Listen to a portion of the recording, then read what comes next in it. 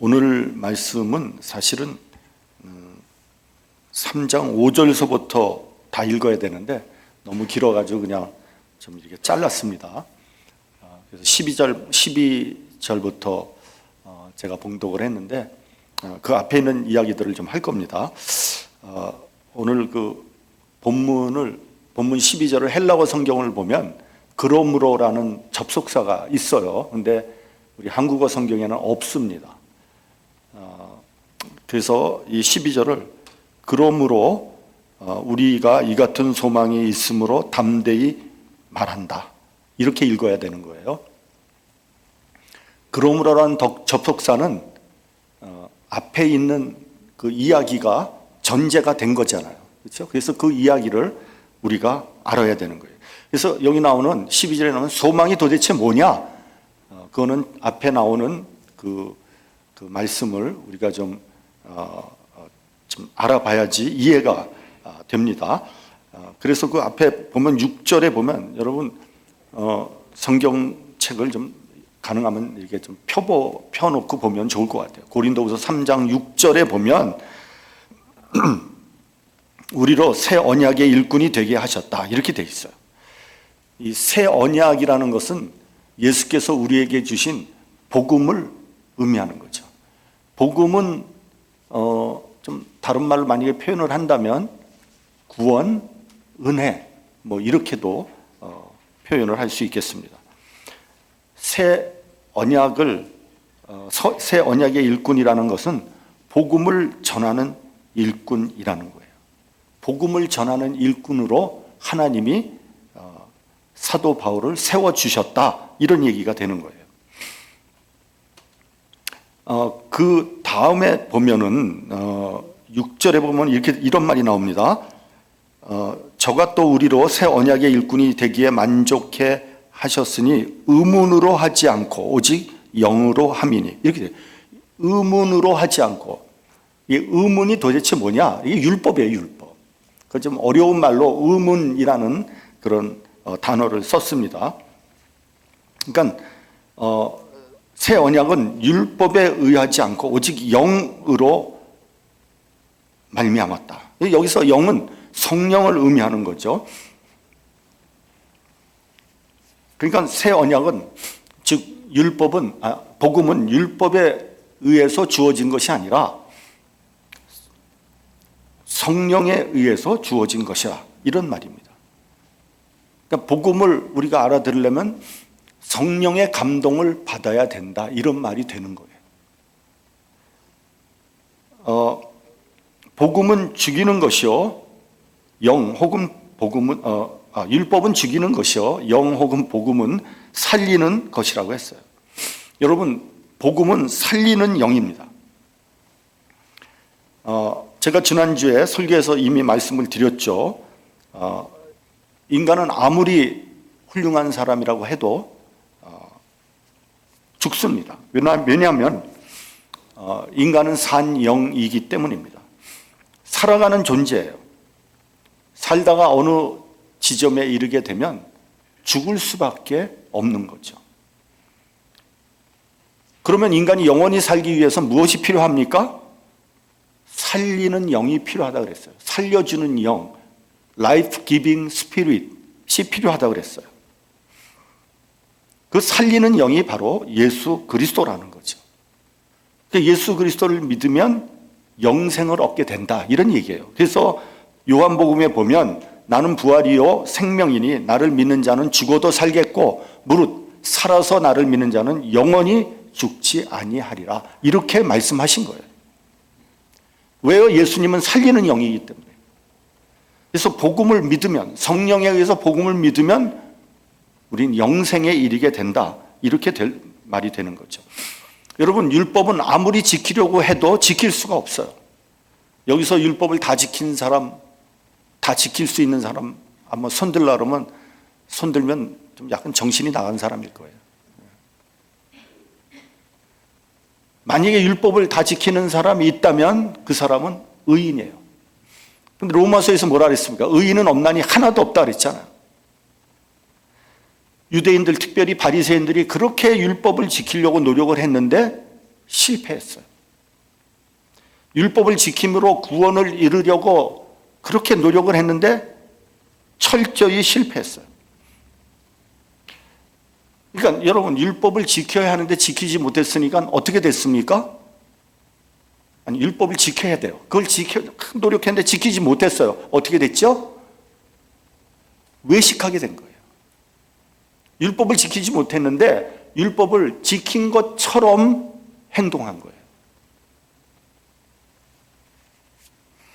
그러니까 여러분, 율법을 지키지 못했으면 나는 죄인입니다 하고 하나님 앞에 나와야지 뭐 용서를 하든지 구원을 하든지 할 텐데,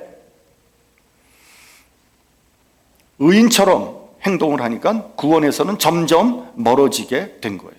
그래서 예수님은 바리새인과 서기관들에게 이렇게 말씀하셨어요. 독사의 새끼들아, 너희가 어떻게 지옥의 판결을 피하겠느냐. 이거는 예수님께서 하신 말씀 중에서 제일 지독한 말씀이에요. 아니, 바리새인 서기관들이 그 사람도 열심히 살려고 노력했잖아요. 아무튼 율법을 지키려고 굉장히 노력을 했잖아요. 근데 왜 예수님이 이렇게 저주를 하셨냐고요.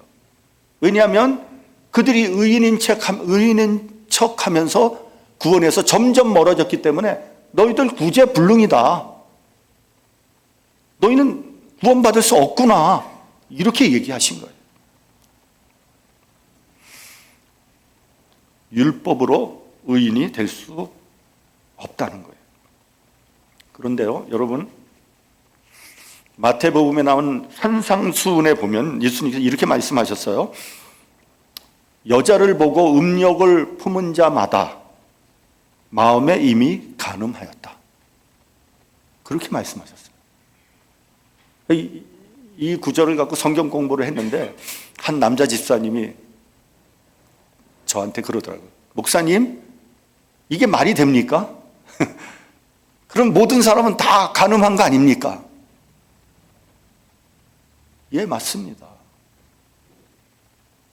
이 구절에서 자유할 수 있는 남자는 없어요. 이 세상에 없어요. 그러니까 여러분, 예수님의 기준은 율법보다 더 높은 거예요. 율법에서는 이에는 이, 눈에는 눈이라고 가르쳤잖아요. 근데 예수님 뭐라고 가르쳤어요? 원수를 사랑하라. 그리고 너희를 핍박하는 자를 위하여 기도하라 그랬어요. 어떻게 원수를 사랑할 수 있습니까? 여러분, 원수 사랑이 돼요?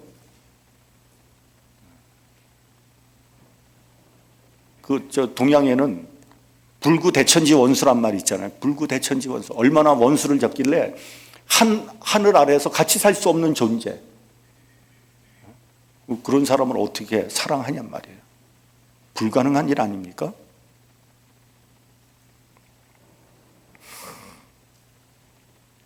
씹어 먹어도 시원치 않는데 말이죠. 그러니까 이건 인간의 능력으로서는 할 수 없다는 거예요. 그런데 예수님을 십자가에 못 박는 자를 향하여 이렇게 기도했어요. 아버지여, 저희를 사하여 주옵소서. 자기가 하는 것을 알지 못하나이다. 근데 예수님만 이렇게 했냐? 아니요. 이런 비슷한 기도를 한 분이 있죠. 스테반 집사.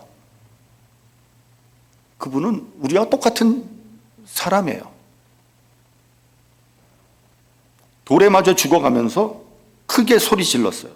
주여, 이 죄를 저들에게 돌리지 마옵소서. 그러니까 어떻게 이렇게 되냐? 성령으로 충만하니까 원수를 사랑할 수 있게 되었다는 거예요. 그러니까 여러분, 율법도 지킬 수 없는데 율법보다 더 업그레이드된 복음을 지킬 수 있는 사람이 있겠습니까? 인간으로는 불가능한 거거든요. 그래서 인간은 절망적이에요. 인간은 스스로 구원을 받을 수가 없어요. 여기에서 기독교와 불교는 완전히 갈라지는 겁니다. 불교는요, 스스로 구원을 받으려고 하는 거예요. 내 안에 있는 진리의 빛을 찾는 게 불교예요. 그걸 갖다가 진아라고 하지 않습니까? 진아. 그러고 보니까 사람 이름 같네요. 예. 진아, 진짜 나를 찾는 거. 그게 불교예요. 그래서 각성해서 해탈에 이르는 것이 불교의 최고의 경지 아닙니까? 근데 기독교는요, 내가 내 스스로를 구원할 수 없다고 그건 아예 포기하라고 그런 거예요. 그러니까 되지도 않으면서 의인인 채 하지 말고 주님 앞에 나오라는 거예요. 우리는 근본적인 죄인입니다. 우리에게 예수 그리스도가 필요합니다. 여러분, 복음은 지키는 게 아니에요. 여러분, 이거 잘 들어야 됩니다. 우리 하나님 말씀을, 복음 이거 지켜야 되는구나. 우리보다 착하게 살려니까 착하게 살아야지. 한번 그렇게 해보세요. 지켜지나? 안 지켜져요. 우리가 근본적인 죄인데 어떻게 그게 지켜지겠습니까? 그러니까 여러분, 성령으로 충만해야지 복음, 말씀을 지킬 수 있는 능력을 하나님께서 주시는 거예요. 그래서 그게 성령의 은사인 거예요. 믿음도 성령의 은사고 사랑도 성령의 은사고 성령을 받아야지 그게 가능한 거예요. 성령으로 충만해야지 그게 가능하지. 여러분, 성령하고는 관계없이 백날 교회 다녀보세요. 그게 안 되는 거예요, 여러분.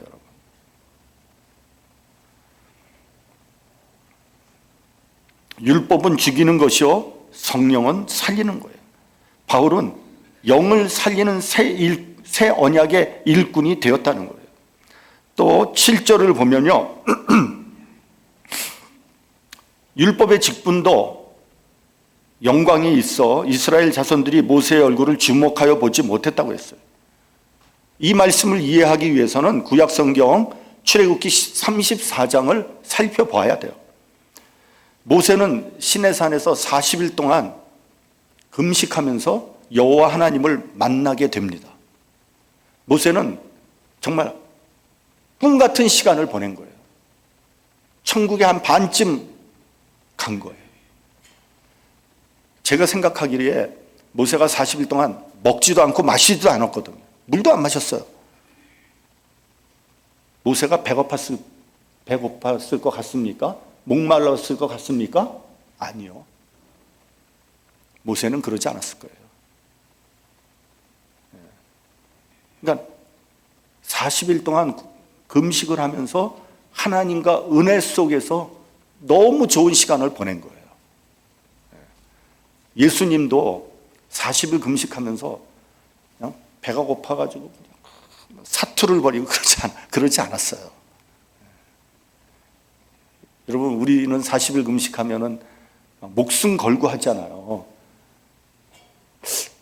그렇게까지 할 필요가 있을까 하는 생각이 좀 들어요.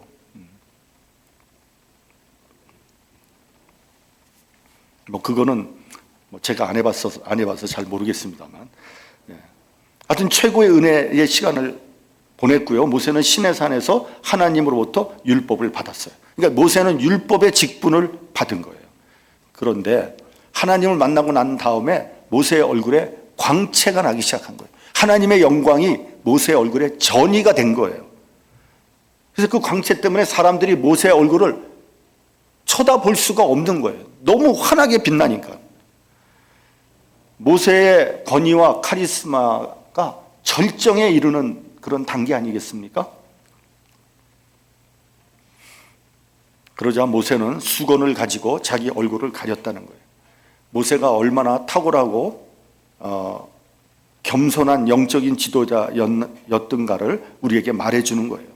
그러니까 그 압도적인 권위와 카리스마로 대중들을 자기 마음대로 쥐락펴락할 수 있잖아요.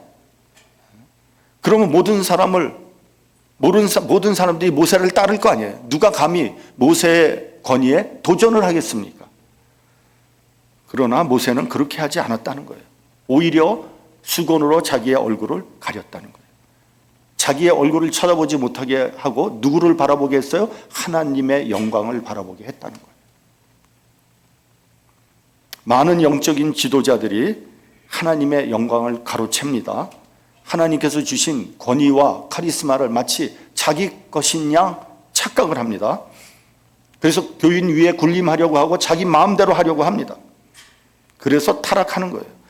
교회가 부흥하고 발전할수록 목사는 얼굴에 수건을 써야 돼요. 겸손해져야 됩니다. 내가 아니라 주님을 바라보게 만들어야 돼요. 신약 성경을 보면 이와 비슷한 사건이 있죠. 변화선 사건이에요.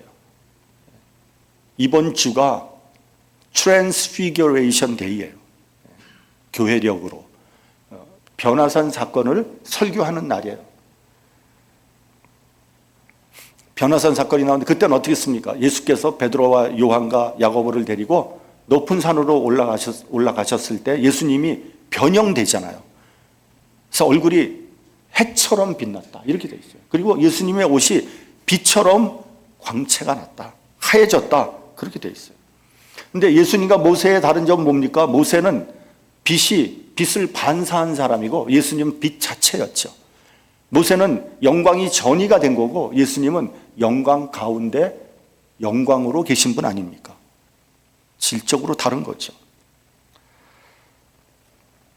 그래서 8절을 보면 율법의 직분도 이렇게 영광스러운데 하물며 영의 직분은 더욱 영광이 있지 않겠느냐라고 한 거예요. 율법에 전개되어 죽을 수밖에 없는 인간을 살리는 직분을 맡게 되었으니 얼마나 큰 영광입니까? 그런데 여러분, 이 영을 살리는 직분은 어디서 왔습니까? 누가 줬습니까? 그 3장 5절에 보면 이렇게 돼 있어요. 우리의 만족은 오직 하나님께로서 낳느니라. 하나님이 주셨다는 거예요. 그래서 우리가 복음을 전하는 직분을 갖고 더 담대하게 소망을 가지고 외칠 수 있다는 거예요. 왜요? 하나님께서 주신 직분이기 때문에, 하나님이 주신 거기 때문에. 시편 121편에 보면 시인은 이렇게 노래하고 있습니다. 내가 산을 향하여 눈을 돌리라. 나의 도움이 어디서 올꼬? 여기서 산은 하나님께서 계시는 겁니다.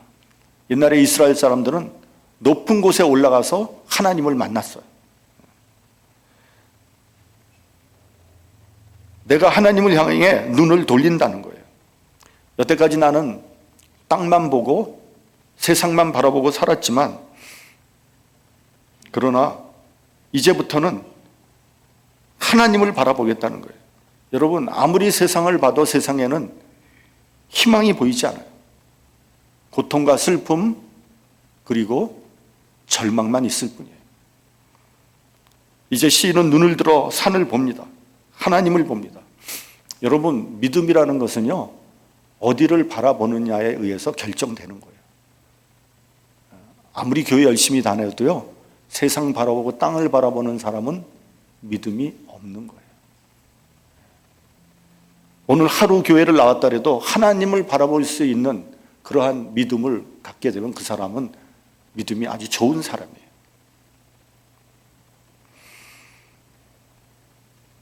나의 도움이 어디서 올꼬? 하나님을 바라보시기 바랍니다. 땅을 바라봐 봐야, 세상 바라봐 봐야 별 도움이 되지 않아요. 예를 들면 사업이 망해서 빈털터리가 됐다고 칩시다. 그러면 사람들은 땅을 바라봅니다. 세상을 바라봅니다. 사람을 믿습니다. 다 실패합니다. 먼저 하나님을 바라보시기 바랍니다. 도움은 땅에서부터 오지 않습니다. 사람은 언제 배신할지 모릅니다. 내가 망했다고 하면요, 제일 가까이 친하게 지냈던 사람들부터 등을 돌리기 시작해요. 하나님께 도움을 구하십시오. 그러면 하나님께 도와주셔요. 그리고 하나님의 도움을 받을 때 그 다음에 비로소 사람들의 도움을 받을 수 있는 거예요. 그 다음부터 사람들이 돕기 시작합니다. 여러분, 목회를 하다 보면 여러 어려운 문제를 당하게 됩니다. 누구에게 하소연을 할 수도 없어요. 얘기해봐야 나만 바보 됩니다.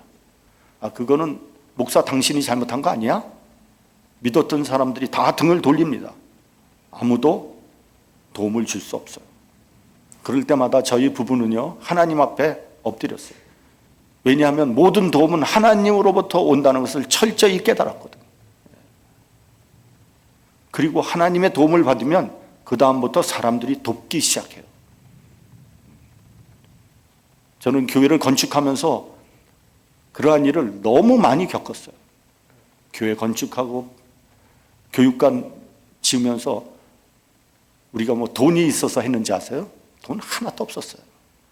이 교회 160만 불에 살 때 돈 2만 불 있었어요. 교회 구제에 돈 2만 불.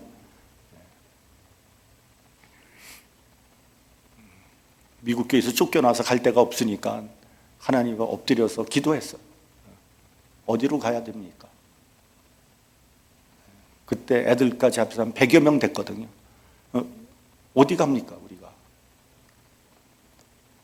하나님께서 도움의 손길을 보내주기 시작하는데 정말 놀랄 일들이 많이 일어나요. 근데 여러분, 아무 일도 벌리지 않으면요 하나님께서 안 도와주세요.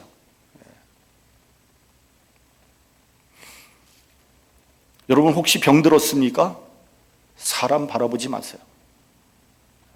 물론 의사의 도움을 얻어야 되겠지만 우리 생명을 쥐고 있는 분은 하나님이라는 것을 알아야 돼요.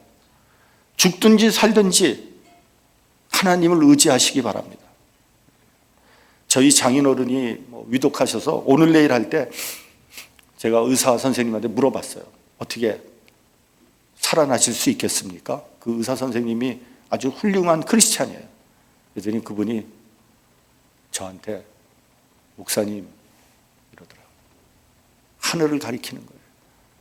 내가 의사지만 난 잘 모릅니다. 하나님만이 아십니다. God only knows. 2절에 보면 나의 도움이 천지를 지으신 여호와께로소다. 우리를 도우시는 분은 천지를 지으신 전능하신 하나님이에요. 그분이 도울 거예요. 4절에 보면 그분은 졸지도 아니하고 주무시지도 아니한다 그랬어요. 또 7절에 보면 이건 시편 121편입니다. 모든 환난을 명쾌하시며 또 내 영혼을 지키신다 그랬어요. 그러므로 여러분 걱정하고 근심하지 마세요. 그분은 졸지도 않고요 주무시지도 않으세요. 그리고 우리의 영혼을 지키시는 분이에요. 예수님께서 너희는 무엇을 먹을까?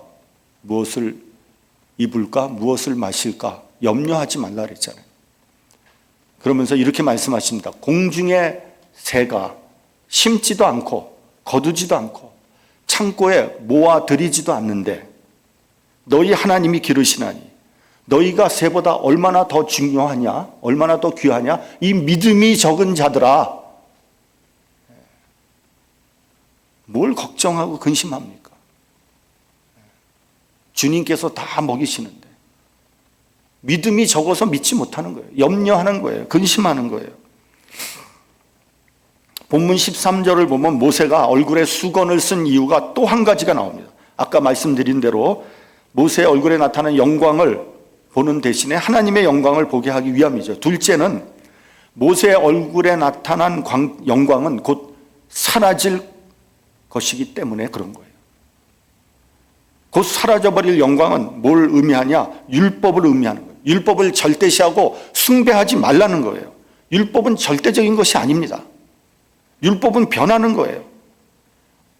히브리서 10장 1절에 보면 율법은 장차 오는 좋은 일의 그림자여 참 형상이 아니라 그랬어요. 참 형상, 진리의 복음이 오면 율법은 그림자처럼 사라질 수밖에 없어요. 그게 율법이에요. 우리가 예를 한번 들어보면 이런 겁니다. 조선시대 말기에 이제 서구 문물이 막 밀물듯이 들어오면서 이제 근대화 운동이 시작되지 않습니까? 그때 두 가지가 대표적으로 변하게 됩니다. 첫째는 음력을 쓰던 것이 양력으로 바뀌게 돼요. 그게 벌써 고종 말기 때 아닙니까? 그리고 또 하나는 단발령이 선포가 돼요. 그러니까 여태까지 조상 때부터 대대로 가지고 있던 머리카락 그 상투를 자르라는 거예요. 그래서 단발령이 왜 선포, 물론 단발령은 이제 일본 사람들이 하도 그냥 막 억누르니까 단발령을 선포했는데 단발령을 왜 선포하게 됐느냐? 비위생적이었다는 거예요. 그리고 상투를 들고 일하기가 불편했다. 그렇겠죠. 상투를 들고 거기에 갓을 쓰고 무슨 일을 하겠습니까? 그런데 이 머리카락을 자르는 것은 유교의 가르침에서 가장 중요하게 여겼던 효를 어기는 일이 되는 거예요. 신체 발부는 수지 부모라 뭐 이런 얘기 있잖아요. 이 몸에 있는 모든 것들, 육신 이런 게 다 부모로부터 받은 거기 때문에 이것을 훼손하는 것은 그게 바로 불효라는 거예요. 그래서 어떤 사람은 내 머리카락을 자르려면 내 목을 쳐라 이렇게 반발을 하지 않았습니까? 지금 생각하면 좀 어이가 없는 일이지만 그때는 거기에 목숨을 걸었다는 거예요. 그러니까 이 율법도 마치 조선시대 때 상투와도 같은 거예요. 없어질 거 아닙니까? 없어져야만 되고. 복음이 오면 율법은 효력을 상실할 수밖에 없는 거예요. 교회에서도 그런 일들이 자주 일어납니다. 저도 한번 그런 일을 당한 적이 있는데 어떤 교회 갔더니요, 설교하러 갔더니 올라오라 그랬더니 목사님이 구두 벗고 쓰레빠 신으라 하더라고요. 구두 벗고 쓰레빠 신으래. 뭐가 다르지? 그러니까 모세가 신발을 벗어라 이래가지고 아마 구두를 벗고 쓰레빠를 신으라는 거예요. 쓰레빠도 벗지 뭐하러 쓰레빠를 신겠습니까? 그렇죠? 또 어떤 소위 그 보수적인 교회를 가면 여성들은 이 설교단에 못 올라오게 합니다. 그래서 이 설교단을 쓸고 닦을 때도 누가 해야 돼요? 장로님이나 목사님이 해야 돼. 이 강대상 못 닦습니다. 어떤 교회 가면 여성들이 시대착오적인 사람들이죠. 제가 아는 원로 목사는요, 시카고에서 이화여대 총장이 왔어. 방문을 했어. 간증을 하겠다고 그랬는데 거절했어요. 이유는 여성은 설교단에 설 수 없다. 그래서 거절을 했다는 거예요. 어떤 장로님은요, 내 눈에 흙이 들어가기 전에는 이 예배당에서 기타를 치거나 드럼을 칠 수 없다. 이런 이상한 규칙은 기독교의 본질과는 아무 상관도 없는데 거기에 목숨을 건 사람들이 있다니까요. 한 영혼을 구하는데 목숨을 걸어야 하지 않겠습니까? 안타까운 일이죠. 14절을 보면 저희 마음이 완고하여 구약을 읽을 때 수건이 벗겨지지 않았다고 했어요. 말씀드렸다시피 율법을 절대화하고 율법에 사로잡혔다는 거예요. 그것을 율법주의라 그래요. 율법도 하나님의 말씀이기 때문에 율법도 거룩하고 의로우며 선한 거예요. 그러나 율법은 죄를 드러나게 하는 것이고 우리가 죄인인 것을 깨닫게 하는 거예요. 그래서 율법은 우리를 복음 가운데로 인도하는 길잡이와 같은 거예요. 그게 율법의 책무예요. 그래서 율법은 복음으로 완성되는 거예요. 그래서 예수께서 내가 율법을 폐하러 온 것이 아니요 완전케 하려 함이라고 한 거예요. 예를 들면 예수님과 바리새인 그 사이에 안식일 논쟁 같은 거예요. 누가복음 13장에 보면 18년 동안 귀신 들려 앓으며 꼬부라져 조금도 펴지 못하는 여자가 있었는데 예수께서 안수해서 고쳐주지 않습니까? 근데 그때가 하필 안식일이었어요. 회당장이 그것을 보고 막 화가 있는 대로 났어요. 아니 일할 날이 엿새나 있는데 왜 하필 안식일에 사람을 고치느냐, 병을 왜 고치느냐. 예수께서 말씀하셨어요. 너희는 안식일에 너희 소나 나귀를 데려다가 물을 먹이지 않느냐. 물 먹어야 되겠죠. 근데 그것도 안식일에는 하면 안 되는 거거든요. 근데 그 다음 말씀이 정말 기가 막힌 말씀이에요. 18년 동안 사단에게 매임받은 이 아브라함의 딸을 안식일에 이 매임에서 푸는 것이 합당치 아니하겠느냐.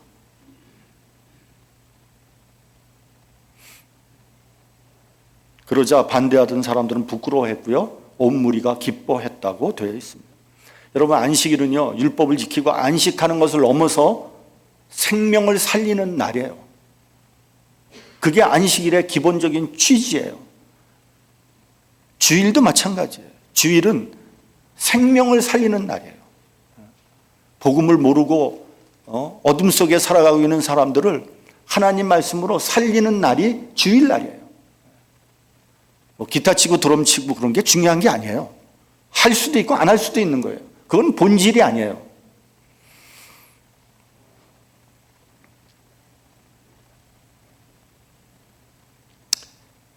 15절에 보면 오늘까지 모세의 글을 읽을 때 수건이 덮여 있었다 그랬어요. 율법주의에 사로잡혀 있다는 거예요. 율법에 집착하고 있는 한 예수님의 복음이 마음에 들어오지 않습니다.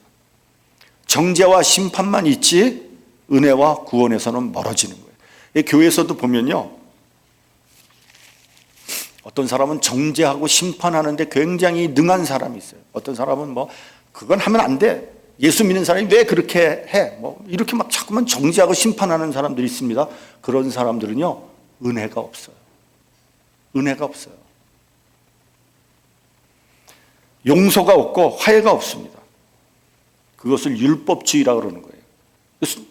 아직도 얼굴에 수건이 덮여 있는 거예요. 그 수건 빨리 벗겨내야 돼요. 요한복음에 보면 간음하다가 현장에서 붙잡혀 온 여인이 있지 않습니까? 이 여인은요, 율법에 의하면 돌에 맞아 죽을 수밖에 없어요. 용서가 없어요. 죽어야 돼요. 그러면 그 여인만 죽습니까? 다 죽어야 되거든요. 그래서 예수께서 너희 중에 죄가 없는 자가 먼저 돌을 들어 치라고 그런 거예요. 그러니까 다들 양심의 가책을 받아가지고 돌을 놓고 슬금슬금 도망치지 않습니까? 그러니까 예수께서 여자여 너를 고소하는 자가 어디 있느냐, 너를 정죄하는 자가 이제 더 이상 없느냐. 그러니까 이 여자가 뭐라 그랬어요? 없나이다. 예수께서 나도 너를 정죄하지 않는다. 앞으로 그런 죄를 짓지 말아라. 여러분, 교회는 정죄하고 심판하는 곳이 아닙니다. 용서하고 사랑하는 거죠. 만약에 정죄 안 되면 누가 살아남을 수 있겠습니까? 의인은 한 사람도 없는데 말이죠. 우리 본문 16절, 17절을 같이 봉독을 하겠습니다. 제가 먼저 봉독하고 여러분 17절 봉독하시기 바랍니다. 그러나 언제든지 주께로 돌아가면 그 수건이 벗겨지리라. 17절. 주는 영이시니 주의 영이 계신 곳에는 자유가 있느니라. 언제든지 주께로 돌아가면, 여기서 돌아가면이라는 말은 회개한다는 말이에요. 그러니까 가던 길을 돌이켜서 주께로 돌아가면 수건이 벗겨진다는 거예요. 율법의 정죄에서 자유로워지는 거예요. 주의 영이 계신 곳에는 자유함이 있다 그랬어요. 여러분, 예수를 믿으면 제일 먼저 얻게 되는 것이 뭐냐? 자유함이에요. 자유함. 죄와 죽음으로부터의 자유입니다. 죄사함의 은혜를 받으면 기쁨과 감격이 몰려오는 거예요. 왜냐하면 내 영혼이 죄와 죽음으로부터 자유함을 얻거든요. 여태까지 나를 억누르고 있는 그 족쇄에서 풀리니까 마치 노예가 해방되듯이 기쁨이 넘치게 되는 거죠. 여러분, 은혜를 받았다고 돈이 생깁니까? 출세합니까? 명예를 얻습니까? 부귀 영화를 누립니까? 아니거든요. 하나도 변화되는 건 없거든요. 단지 내 영혼이 자유함을 얻는 거예요. 어느 치매에 걸린 노인이 저한테 얘기를 하는 거예요. 목사님, 제가 오늘 짐을 싸고 준비를 해야 된대. 준비를. 치매 걸린 노인이. 그래서 어디 가시게요? 뭘 준비하시게요? 그랬더니 그분이 뭐라 그러냐면요, 목사님, 제가 내일 감옥에 갑니다. 감옥에 간다는 거예요. 근데 그분은 참 착한 분이거든요. 법 없이도 사는 분이거든요. 제가 알거든요. 그래서 제가 집사님 죄는 예수님께서 다 용서해 주셨어요. 집사님 감옥에 갈 필요 없어요. 그랬더니 그분이, 목사님 진짜예요? 그래요? 얼굴색이 환해지는 거예요. 그냥 조그만 것까지 인상을 쓰고 막 걱정 근심인데 얼굴색이 환해지는 거예요. 여러분, 우리가 의식하지 못하지만 우리의 심령을 짓누르는 죄와 죽음의 족쇄가 있다는 걸 알아야 됩니다. 그게 풀어져야 돼요.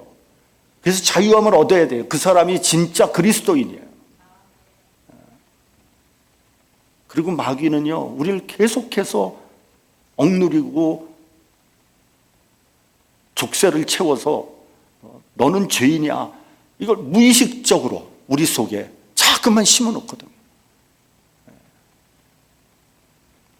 신앙생활을 하시면서 죄사함을 받고 그 영혼에 자유함을 얻고 기쁨을 누리고 하나님께 예배드리는 저와 여러분이 되시기를 주님의 이름으로 축원합니다. 기도하겠습니다.